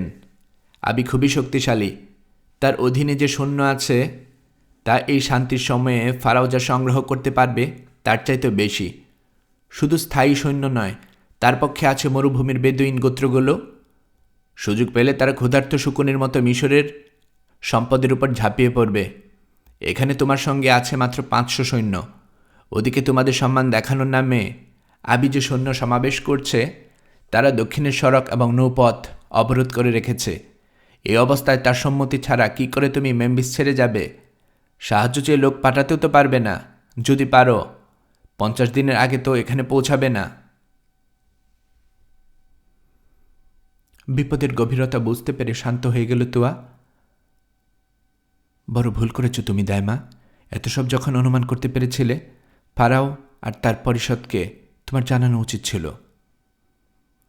আমি সতর্ক করেছিলাম রানী, মার্মিসও বলেছিল, কিন্তু তারা কেউ শুনতে চায়নি। বলেছেন এসব অলস মস্তিষ্কের কল্পনা। ফারাও নিজে মার্মিস ও আমাকে ডেকে পাঠিয়ে সতর্ক করার জন্য ধন্যবাদ জানিয়ে বলেছিলেন তিনি খোঁজখবর নিয়ে দেখেছেন আবি বা তার সেনাপতিদের কাউকে অবিশ্বাস করার মতো কিছু পাননি। তাছাড়া ফারাও আমাকে বলে দিয়েছেন এসব কথা যেন আমাকে বা তোমাকে না জানাই। তার ধারণা এসব শুনে ভয় পেয়ে তোমার বেড়ানোর আনন্দ মাটি হবে। এ ব্যাপারে ফারাওয়ের পরামর্শদাতা কে ছিল? খুবই অদ্ভুত একজন রানী। ফারাওয়ের ব্যক্তিগত পরিচারিকা মেরিত্রাকে চেনে তো। ফারাও যাকে খুব পছন্দ করেন, সেই রাতে সে চামর নিয়ে দাঁড়িয়েছিল তার পেছনে। হ্যাঁ, চিনি ওকে, বলল তোয়া। সকালে ভোজের সময় লম্বা জ্যোতিষীটার সঙ্গে ফিসফাস করছিল। কিন্তু ফারাও কি আজকাল তার ব্যক্তিগত দাসীদের কাছ থেকে পরামর্শ নিচ্ছেন? সবার কাছ থেকে না হলেও এই একজনের কাছ থেকে যে নিচ্ছেন তাতে সন্দেহ নেই। তুমি বোধহয় ওসব কাহিনী জানো না। তোমার জন্মের আগের বছর আবি থিবিতে গিয়েছিল। তার সঙ্গে তার খাস দাসী হিসেবে গিয়েছিল মেরিত্রা। কোনো কারণে রেগে গিয়ে আবি তাকে চর মেরেছিল। চরকে এসে আবির উপর প্রতিশোধ নিতে মরিয়া হয়ে ওঠে। সেদিনই সুযোগ এসে যায়। আবি তার জ্যোতিষী ওই কাকুর সাথে ফারাওকে হত্যা করে সিংহাসন দখলের বিষয়ে আলাপ করছিল। কাকু বারণ করায় আবিদ আর এগোয়নি। তবে তাদের আলাপ আড়াল থেকে শুনে ফেলেছিল মেরিত্রা। সে আবির জাহাজ থেকে পালিয়ে গিয়ে ফারাওকে বলে দেয় সব কথা। যাই হোক, সব জেনেও শেষ পর্যন্ত ফারাও আবিকে সসম্মানে মেম্বিসে ফিরে আসতে দিয়েছিলেন। মেরিত্রা রয়ে গিয়েছিল রাজপ্রাসাদে। সেই থেকে ফারাও ওকে বিশ্বাস করেন, বুদ্ধি আর রূপের জন্য পছন্দও করেন। মেম্বিসের কোনো খবর দরকার হলে ওকে ডেকে পাঠান তিনি। কেমন করে যেন মেম্বিসের সব গোপন খবর মেরিত্রা থিবিতে বসে জেনে যেত। সবচেয়ে বড় কথা, ওর যেসব খবরের বেশিরভাগই সত্য প্রমাণিত হয়েছে। তাতে আশ্চর্যের কি আছে দাইমা? আবির জ্যোতিষী কাকুর সঙ্গে ওর যেরকম খাতির দেখলাম। না রানী, বিষয়টা এত সরল করে দেখলেও হবে না। গোপন তথ্যের বিনিময়ে ও গোপন তথ্য সরবরাহ করত। আমার বিশ্বাস, আমি যা জেনেছি, কেমন করে জেনেছি তা জিজ্ঞেস করো না। তা জানানোর পর ফারাও মেরিত্রাকে ডেকে পাঠিয়েছিলেন। মেরিত্রা আমার আশঙ্কাকে হাস্যকর বলে উড়িয়ে দিয়ে বলেছিল কুমার আবি অনেকদিন আগে তার উচ্চাকাঙ্ক্ষা পরিত্যাগ করেছে। যে সম্পদ ক্ষমতা আছে তা নিয়ে সে সন্তুষ্ট। মেরিত্রা এও বলেছিল আবি এত সৈন্য সমাবেশ করছে ফারাও আর তোমাকে সর্বোচ্চ সম্মান দেখানোর জন্য, তোমাদের প্রতি তার আনুগত্যের প্রমাণ তুলে ধরার জন্য। বলেছিল যদি কোনো বিপদের আশঙ্কা থাকত তাহলে সে কি একদিন যার প্রতি বিশ্বাসঘাতকতা করেছিল সেই আবির হাতের মুঠোর মধ্যে পড়ার জন্য সঙ্গে আসত। এরপর ফারাও আর তার কথা না বিশ্বাস করে পারেনি। আমিও ফারাওয়ের কোপানলে পড়ার ভয়ে আর কিছু বলিনি। ফারাও হয়তো তোমার কাছ থেকে আমাকে আলাদা করে ফেলতেন। রানী, আমার রামেশ আমার কাছে নেই। আমাকে যদি তোমার কাছ থেকেও সরিয়ে নেওয়া হয়, আমি কি নিয়ে থাকব? এর চেয়ে তো মৃত্যু আমার ভালো। তবে হ্যাঁ, মনে হয় তোমাকে বিষয়টা না জানানো ভুলই হয়ে গেছে। হ্যাঁ, মারাত্মক ভুল দাইমা। তবে ভালোবাসার জন্য যে ভুল তা ক্ষমার অযোগ্য নয়। আশতিকে জড়িয়ে ধরে চুমু খেল তোয়া। ও ফারাও, আমার পিতা, দেবতারা কেমন নরম করে তোমাকে তৈরি করেছেন যে নারীর রূপ ধরে এক ডাইনি তোমার রাষ্ট্রীয় নীতির হাত ঘোরায়। এখন যাও দাইমা, আমি ঘুমাবো, আর আমিনকে ডাকবো তার মেয়েকে সাহায্য করার জন্য। যে ফাঁদ পাতা হয়েছে তা যত শক্ত আর কৌশলী হোক, তিনি স্বপ্নে তা কেটে বেরিয়ে আসার পথ দেখাতে পারেন। সেদিন রাতের ভোজ শেষে ফারাওয়ের প্রিয় দাসী মেরিত্রা ফারাওয়ের নিবাস শেখেতে মন্দিরে ফিরল না। সবাই যখন ভোজসভা থেকে বেরিয়ে যাচ্ছে, সেই প্রধান পরিচারকের কানে কানে কি যেন বলল। পরিচারক এরই মধ্যে জেনে গেছে এই মহিলা যখন খুশি প্রাসাদে ঢোকা বেরোনোর রাজকীয় ছাড়পত্র আছে। সেও নিচু স্বরে জানালো দরজা খোলাই থাকবে। কালো একটা আলখাল্লা দিয়ে মাথা ঢেকে নির্দিষ্ট একটা মূর্তির পেছনে অপেক্ষা করতে লাগলো মেরিত্রা। একটু পরে একই রকম আলখাল্লা মোড়া দীর্ঘ এক মূর্তি এগিয়ে এসে তাকে ইশারায় ডাকল। দীর্ঘদেহীর পেছনে পেছনে এগিয়ে গেল মেরিত্রা। জনশূন্য অলি পথ আর বহু ধাপ সরু সিঁড়ি টপকে তারা পৌঁছল এক বদ্ধ জানালার সামনে। দীর্ঘদেহী তালা খুলল দরজায়। দুজন ভেতরে ঢুকে তালা বন্ধ করে দিল আবার। দামি আসবাবপত্রে সাজানো এক কামরায় নিজেকে আবিষ্কার করল মেরিত্রা। ছাদে ঝোলানো লন্ঠনে আলোকিত কামরাটা। ঘরের বিভিন্ন জায়গায় পিতলের বিভিন্ন যন্ত্রপাতি, মেলে রাখা পেপেরাসে নানা রকম চিহ্ন আর অন্য জিনিসপত্র দেখে বুঝতে অসুবিধা হয় না এই ঘরে যে থাকে সে নক্ষত্র পর্যবেক্ষণ এবং জাদুবিদ্যা চর্চা করে। কালো আলখাল্লা খুলে একপাশে ছুরি দিয়ে একটা আসনে বসে পড়ল মেরিত্রা। দীর্ঘ সিঁড়ি ভেঙে এসে হাঁপাচ্ছে সে। বন্ধু কাকু, আপনি তো দেখি দেবতাদের কাছাকাছি থাকেন। শ্বাস প্রশ্বাস একটু স্বাভাবিক হতে বলল মেরিত্রা।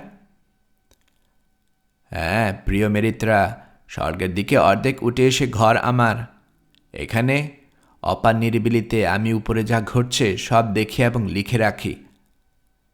আকাশের দিকে ইশারা করল কাকু। এবং যে তথ্য পাই তা নিচে যারা থাকে তাদের কাছে অবস্থা বুঝে বিক্রি করে। নিশ্চয়ই তার জন্য মূল্য নেন? অবশ্যই, ভালো মূল্য নেই। যে চিকিৎসক অল্প পারিশ্রমিক নেয় তার কাছে রুগী যেতে চায় না। যাজ্ঞে এসব, তুমি অবশেষে এখানে এসেছ। তোমাকে দেখে কি যে খুশি হয়েছি। প্রিয় মেরিত্রা, তুমি আগের মতোই সুন্দর আছো, যৌবনও ধরে রেখেছ ঠিকঠাক। তোষামতি খুশি হল মেরিত্রা। এই তোষামত তার প্রাপ্য। যে বয়সে বেশিরভাগ মিশরীয় মহিলা বুড়িয়ে যায়, সে বয়সেও সে রয়েছে তরতাজা তরুণীর মতো।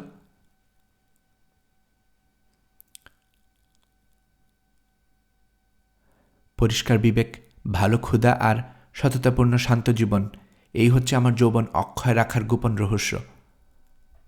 রহস্য করে বলল মেরিত্রা। আপনি অনেক রাত পর্যন্ত জেগে থাকেন, সেজন্যই আপনার এমন শীর্ণ সাদা ধবধবে অবস্থা।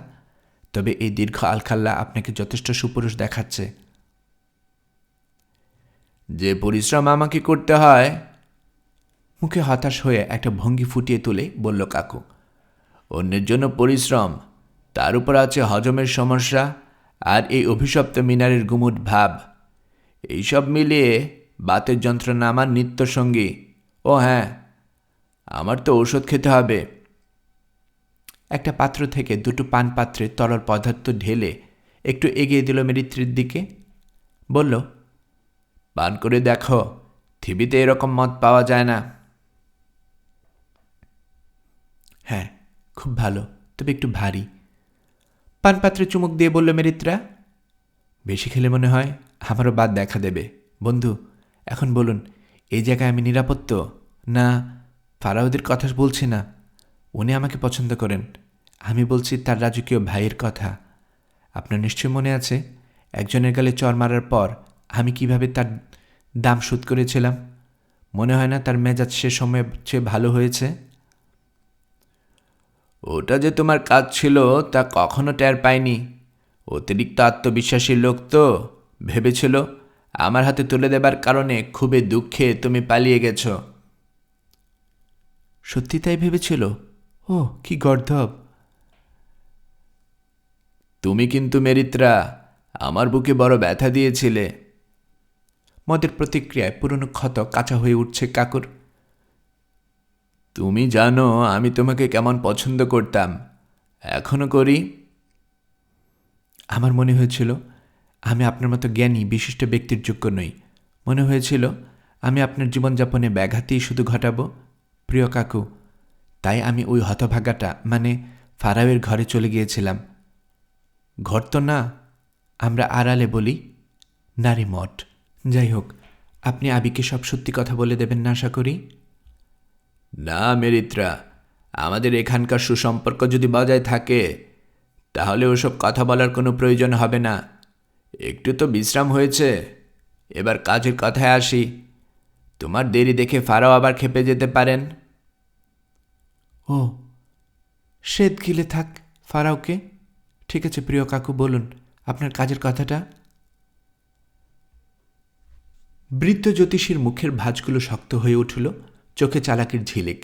দরজার কাছে গিয়ে নিশ্চিত হয়ে নিল সত্যি তালা মারা আছে। তারপর সেটার উপর একটা পর্দা টেনে দিয়ে এসে ট্যাপায় টেনে বসল এমন জায়গায় যেখান থেকে মেরিত্রার মুখ সে দেখতে পাচ্ছে, কিন্তু তার মুখ রইল ছায়াতেই। বড় কাজ মেরিত্রা, বলল কাকু, এবং দেবতাদের কসম আমি জানি না এই কাজে তোমাকে বিশ্বাস করা ঠিক হবে কি না। তুমি একবার আমাকে ফাঁকি দিয়েছিলে, বছরের পর বছর ধরে ফাঁকি দিয়ে চলেছ ফারাওকে। কি করে বিশ্বাস করি? আবার তুমি একই খেলা খেলে আমার প্রাণ ও আত্মা দুটোর সর্বনাশই করবে না? যদি এমনই মনে করেন তাহলে তো আর কথা বলার দরকার নেই। দরজা খুলে একজন লোক সঙ্গে দিয়ে দিন, আমাকে বাসায় পৌঁছে দিয়ে আসবে। খামাকা সময় নষ্ট করার কোনো অর্থ নেই। বুঝতে পারছি না কি করব। তুমি যেমন সুন্দর তেমনি ধূর্ত। শোনো মেরিত্রা। এখানে এসে হিসহিসে হয়ে উঠল কাকুর কণ্ঠস্বর। খপ করে মেরিত্রার কবজি ধরে সে বলে যেতে লাগল, যদি আমার সাথে বিশ্বাসঘাতকতা করো আমি বলছি ভয়ঙ্কর মৃত্যু অপেক্ষা করবে তোমার জন্যে। ছোড়া বা বিষ যদি ব্যর্থ হয় জেনে রেখো আমি হাতুড়ে পণ্ডিত নই। আমি সত্যি কিছু কলাকৌশল জানি। আমি দূর থেকে এমনভাবে তোমার চেহারা বিকৃত করে দেব, এমনভাবে তোমার উপর মায়াজাল বিস্তার করব, তুমি রাতে মুহূর্তের জন্যেও দু চোখের পাতা এক করতে পারবে না। আরও অনেক কিছুই আমি করতে পারবো। আমি যদি মরি মেরিত্রা, তোমাকে নিয়ে মরব। এখন তুমি শপথ করে বলবে আমার প্রতি বিশ্বস্ত থাকবে। সন্ত্রস্ত চেহারা হলো মেরিত্রার। সে জানে কাকু যা বলছে সত্যি। মিশরের সেরা জাদুকরদের একজন সে। মনে হচ্ছে কাজটা বিপজ্জনক, অস্বস্তির সঙ্গে বলল মেরিত্রা। কি আপনি করতে চাইছেন তা বোধহয় অনুমান করতে পারছি। এখন বলুন, আপনার কথা মতো কাজ করলে কি পাবো আমি? আমাকে, জবাব দিল কাকু। শুনে ধন্য হলাম। আর কি? ফারাওয়ের প্রধানমন্ত্রীর স্ত্রী হিসাবে ফারাওয়ের পরেই মিশরের সর্বোচ্চ ক্ষমতা ও সম্মান। প্রধানমন্ত্রীর স্ত্রী? তোমার সম্পর্কে যা শুনেছি কাকু, তাতে সন্দেহ নেই সেই ক্ষমতা ও সম্মানের ভাগ নেয়ার জন্য আরও স্ত্রী থাকবে। আর কোনো স্ত্রী থাকবে না, আমি শপথ করে বলছি মেরিত্রা। এক মুহূর্ত চিন্তা করল মেরিত্রা, তারপর জ্যোতিষীর চোখের দিকে তাকিয়ে বলল, আমি শপথ করছি। তবে এটাও বলি, তুমি তোমার শপথ রেখো, নইলে আরও খারাপ পরিণতি হবে তোমার। জেনে রেখো, নারীর নিজস্ব কিছু অশুভ ক্ষমতা থাকে। তা আমি জানি মেরিত্রা, এখন এদিকে এসো। উঠে দাঁড়ালো মেরিত্রা। কাকুর দেয়ালের কাছে গিয়ে একটা গোপন জায়গা থেকে লোহার একটা বাক্স বের করে তার ভেতর থেকে বের করে আনলো একটা বই, বা বলা যেতে পারে রহস্যময় লেখাপূর্ণ পেপেরাসের তারা। এই বইয়ের মতো আর কোনো বই এই মিশরে নেই, বলল কাকু। মেনার রাজত্বকালের আগে যখন দেবরাজারা মিশর শাসন করতেন, সেই সময় বিশ্বের সেরা জাদুকর এই বই লেখেন। তার সমাধি মন্দিরের তার হাড়গোড়ের ভেতর থেকে বহু কষ্টে এটা আমি উদ্ধার করেছি। তার সমাধি থেকে উঠে এসে আমাকে ভয় দেখিয়েছিল। এই বই যে পড়তে পারে তার শক্তি সীমা থাকে না, আর এই বইয়ে ছুঁয়ে শপথ নিয়ে তা ভঙ্গ করার পরিণতি ভয়াবহ। আমি পড়তে পারি এই বই। বুকের সঙ্গে বইটা চেপে ধরো মরিত্রা, এবং আমার সঙ্গে সঙ্গে বলো।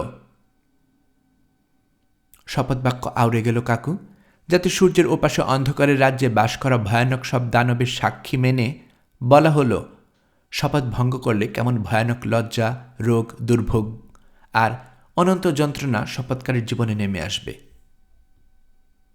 চুপ করে শুনল মেরিত্রা, তারপর বলল, শপথে তোমার অংশটা তো চেপে গেলে বন্ধু। তুমি ফারাওয়ের প্রধানমন্ত্রী হলে আমি তোমার একমাত্র স্ত্রী হিসেবে তোমার সমান ক্ষমতা ভোগ করব, এই কথাটা বললে না?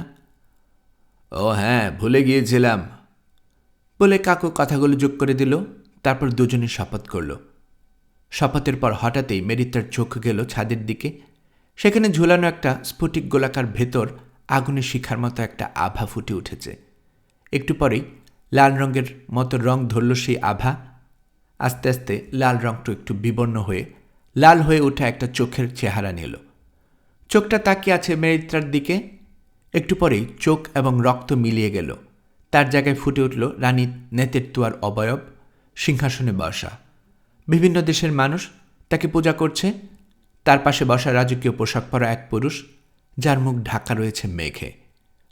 মেরিত্রার দৃষ্টি অনুসরণ করে তাকালো কাকু।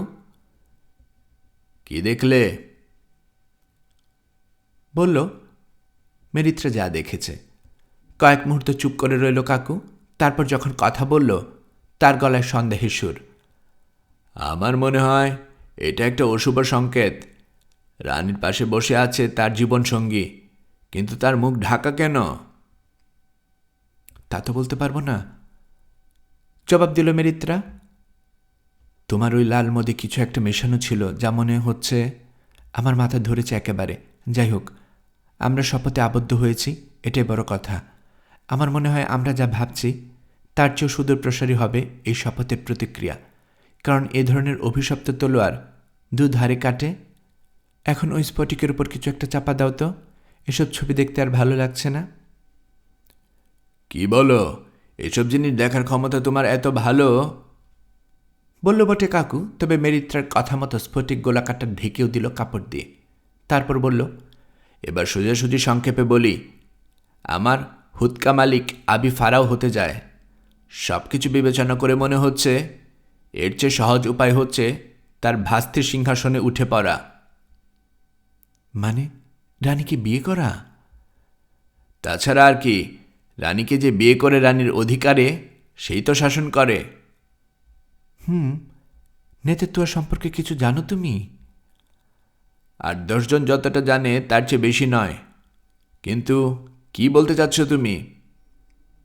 বলতে চাচ্ছি, তার অমতে যে তাকে বিয়ে করবে তার কপালে দুঃখ আছে। মেয়ে মানুষ তো নয়, আগুন। মিশরের সব জাতকরের চাইতেও তুমি সহ বেশি ক্ষমতা আছে ওর ভেতরে। সবাই বলে ও আমেনের মেয়ে। আমি বিশ্বাস করি কথাটা। আমার মনে হয় ওর ভেতরে দেবতা বাস করে, আর তাই যাকে ও অপছন্দ করবে তার সর্বনাশ অনিবার্য। সেটা আবির ভাবনার বিষয়। আমাদের ভাবনা হলো তাকে ওই পর্যন্ত পৌঁছে দেয়া। আর তোমার কথায় মনে হচ্ছে এতে রানীর সায় থাকবে না। প্রশ্নই আসে না কাকু। কানাঘুষা আছে যে রামেশ নামে এক তরুণ সেনা কর্মকর্তাকে সে ও ভালোবাসে। ওই রামেশ তার সামনে তার পানিপ্রার্থী কেশ এর যুবরাজকে হত্যা করা সত্ত্বেও তাকে সে এক সেনাবাহিনীর প্রধান করে পাঠিয়েছে যুবরাজের মৃতদেহ তার বাবার কাছে পৌঁছে দেওয়ার জন্য। তা হতেই পারে। সবাই জানে রামেশ তার দুধ ভাই এবং তার দেহে রাজ রক্ত আছে। তার উপর সে দুর্দান্ত সাহসী এবং সুপুরুষ। যাই হোক মেরিত্রা, রানীদের প্রেমে পড়ার অধিকার নেই। তোমার আমার মতো সাধারণ মানুষেরই কেবল সে অধিকার আছে। আচ্ছা বলো তো, কুমার আবির ব্যাপারে ওর কোনো সন্দেহ করছে? আমি ঠিক জানি না, তবে ওর পালক মা, মার্মিসের স্ত্রী এবং রামিসের মা আসতির সন্দেহ করে। ওই মহিলা তোমার চাইতেও বড় জাদুকর। ফারাও যাতে মেম্বিসে না আসে সেজন্য সাধ্যমতো চেষ্টা করেছিল। তবে তোমার চিঠি পাওয়ার পর আমিও প্রাণপণ চেষ্টা করে ফারাওকে রাজি করাই এখানে আসতে।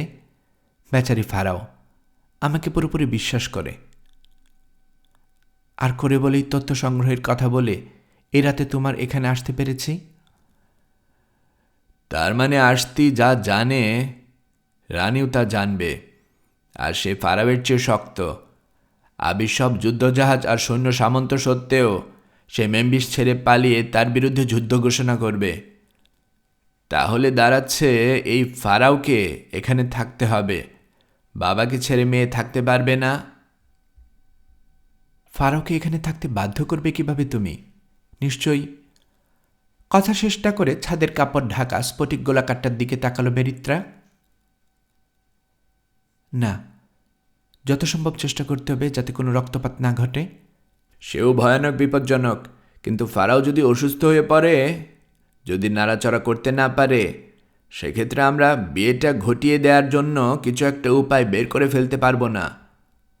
আমি জানি ফারাও এখন সুস্থ, তবে তোমাকে একটা জিনিস দেখাই মেরিত্রা। ঘরের একপাশে একটা সিন্দুকের কাছে গিয়ে তার ভেতর থেকে ঘড়ির বাক্সের মতো দেখতে একটা সিরার কাঠের বাক্স বের করল। ওটা ঢাকনা খুলে হাতখানেক লম্বা একটা মোমের মূর্তি বের করে আনলো কাকু। হুবহু ফারাওয়ের মতো দেখতে মূর্তিটার মুখ, মাথায় পরানো জোড়া মুকুট। ওটা কি? ভয় কুকড়ে গিয়ে বলল মেরিত্রা। মন্ত্র দেয়া কা, বলল কাকু। প্রাচীন ওই জাদুর বইয়ে বলা কৌশলে তৈরি করা মন্ত্র দিয়ে সমৃদ্ধ করা হয়েছে। ফারাওকে এটা সমাধিগৃহে নিয়ে যেতে পারে যদি ঠিকমতো কাজে লাগানো যায়। আশা করি তুমি পারবে কাজে লাগাতে। আমি? চমকে উঠে বলল মেরিত্রা। কেমন করে? ফারাওয়ের বিশ্বস্ত এবং প্রিয় দাসী হিসাবে তার শোয়ার ঘরে ঢুকতে পারো তুমি। তোমাকে যা করতে হবে, একা ঢুকে তার বিছানায় এটা এমনভাবে রাখবে যাতে ফারাওয়ের নিঃশ্বাস এর ভেতর ঢুকতে পারে। তারপর এটা বিছানা থেকে সরিয়ে এনে এই কথাগুলো আওড়াবে। মোমের মূর্তি, মোমের মূর্তি, প্রভু অফ ইলের নামে তোমার ভিতরে যে ক্ষমতা লুকিয়ে আছে তার কসম খেয়ে তোমাকে আদেশ করছি, তোমার কোনো অঙ্গহানি হলে যার আদলে তোমাকেই তৈরি করা হয়েছে তারও যেন সেই অঙ্গহানিটি হয়। এই কথা বলার পর মূর্তির পা দুটো প্রদীপের উপর ধরবে। পা দুটো আধা গলা হয়ে উঠলে আগুনের উপর থেকে সরিয়ে নিয়ে মূর্তিটা তোমার শোয়ার ঘরের জায়গায় লুকিয়ে রেখে দেবে। মূর্তির পা দুটোর মতো ফারাওয়ের দুপা অবশ হয়ে অকেজ হয়ে যাবে। তারপরে যদি আরও কিছু করতে হয় সময় মতো তোমাকে বলবো। যতই সাহসী আর ছলাকলায় পটু হোক না কেন, মেরিত্রা ভয় পেয়ে গেল। আমি পারবো না এই কাজ, বলল সে। দেবতার বিরুদ্ধে টুকটাক জাদু খাটানো, আমার আত্মা নরকে যাবে এই কাজ করলে। আর কোনো উপায় বের করো কাকু, নয়তো নিজেই তুমি ওটা ফারাওয়ের বিছানায় রাখো। মুখে হিংস্র অভিব্যক্তি আর চোখে ক্রুদ্ধ দৃষ্টি ফুটে উঠল জ্যোতিষীর। এসো আমার সাথে মেরিত্রা, বলে সে হাত ধরে একটা উৎখোলা জানালার কাছে নিয়ে গেল ফারাওয়ের একান্ত দাসীকে। উঁচু মিনারের উপর দিকের জানালা থেকে নিচে শহরের ঘর বাড়ি সব ছোট ছোট দেখাচ্ছে, আর আকাশ মনে হচ্ছে খুব কাছে। দেখো মেম্বিস, আর ওই যে নীলনদ আর মিশরের প্রশস্ত ভূমি চাঁদের আলোয় জ্বলজ্বল করছে, ওইদিকে দেখো মিশরের প্রাচীন রাজাদের পিরামিড। ওইসবের উপর কর্তৃত্ব করতে চাও আমার মতো? চাও না মেরিত্রা? আমার কথা মতো কাজ করলে তা তুমি করতে পারবে। যদি না করি? তোমার উপর আমি এমন জাদুর প্রভাব প্রয়োগ করব, তোমার বেহুজ্ঞান লুপ্ত হয়ে যাবে। মুখ থুবড়ে পড়বে ওই সাদা দাগের উপর। দাগের মতো ওটা কি বুঝতে পারছো তো? রাস্তা। ওখানে পড়ে থাকবে তোমার দেহ, কুকুরে খুবলে খাবে। কাল সকালে হাড়গুলো ছাড়া আর কিছুই অবশিষ্ট থাকবে না। তুমি অনেক বেশি জেনে গেছো। এখন হয় তোমাকে আমার কথা মতো কাজ করতে হবে, না হলে মরতে হবে। না না, এখন করব বলে পরে ফাঁকি দেওয়ার কথা ভুলেও ভেবো না। ওই মোমের মূর্তি, ওটা আমার দাস। ও নজরে রাখবে তোমার উপর আমার কথা মতো কাজ করছো কি না। না করলে আমাকে এবং এর প্রভুর দেবতাকে জানাবে। এখন বেছে নাও। করব, দুর্বল কণ্ঠে বলল মেরিত্রা। ঠিক সেই সময় তার মনে হলো জানালার বাইরে বাতাসে হালকা একটা হাসির শব্দ যেন শুনতে পেল সে। বেশ, তাহলে বাক্সটা লুকিয়ে নাও তোমার পোশাকের নিচে, ফেলে দিও না। দিলে ওই মূর্তির ভেতর যা আছে তা চিৎকার করে উঠে তাড়া করবে তোমাকে। আমি যদি অন্য কোনো খবর না পাঠাই, আগামীকাল রাতে তুমি মূর্তিটা ফারাওয়ের বিছানায় রাখবে, আর ভোরে সূর্যোদয়ের সময় ওটার পা আগুনের উপর ধরার পর লুকিয়ে ফেলবে। পরে সুযোগ মতো আমার কাছে দিয়ে যেও, যাতে প্রয়োজন হলে আমি আবার ওটাকে মন্ত্র দিতে পারি। এখন চলো, তোমাকে পৌঁছে দিয়ে আসি।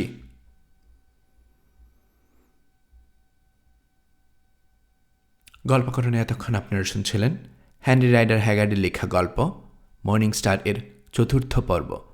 আমি নিয়মিতভাবে গল্প পাঠ করে আপনাদেরকে শোনাচ্ছি। গল্প পাঠ ভালো লেগে থাকলে আমার এই গল্পটি আপনার বন্ধুবান্ধব প্রিয়জন সবার কাছে শেয়ার করবেন, তাতে করে তারা এই গল্পটি শোনার সুযোগ পাবে।